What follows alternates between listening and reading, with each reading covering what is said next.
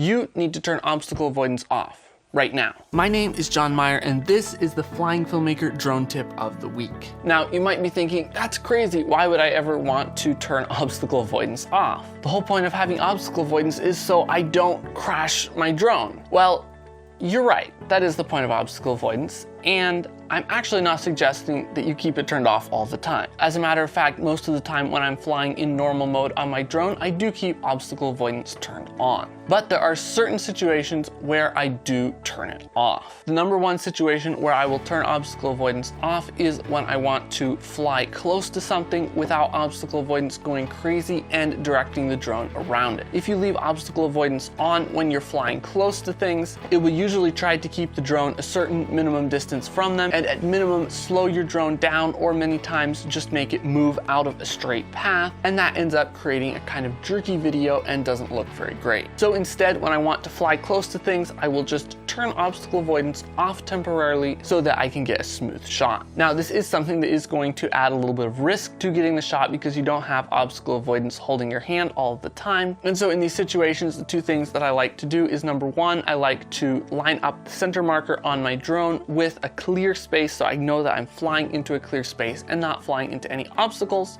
And in especially tight situations, I like to actually get directly behind the drone with a line of sight to where I want it to fly to so I can visually confirm that it's not going to hit any obstacles. And the second and related use case where I like to turn obstacle avoidance off is when I want to fly through a really small gap. If there's some kind of small space like a doorway or window, or flying through a hole in a tree or something like that, many times obstacle avoidance will not let you go through at all, or at best it will try to stop you and just kind of make the drone jitter around, again, not make a very smooth and cinematic shot. So again, in these cases, I will usually turn obstacle avoidance off so that we can make it through that gap. And to turn obstacle avoidance off on your drone, you'll just go here into the settings, come here to safety, and it's the first thing at the top, obstacle avoidance action. You can either have it set to bypass, to brake, or to off.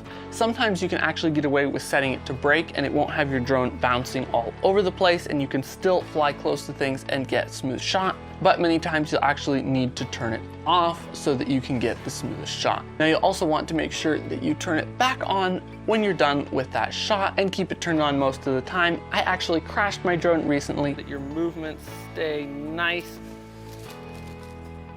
What? I just crashed. Because I thought obstacle avoidance was turned on, but it actually wasn't turned on. I had turned it off for a shot and forgotten to turn it back on, and so I thought I was protected flying to the side, and I wasn't, and smacked right into a tree. So it's definitely something to be aware of, and it does add a little bit of risk, but if you want to get the most smooth cinematic shots, sometimes you need to turn obstacle avoidance off. So that's it for this week's drone tip. You can visit flyingfilmmakerpro.com to learn how to shoot better drone videos, and make sure to subscribe to this channel so that you don't miss any of our weekly drone tips.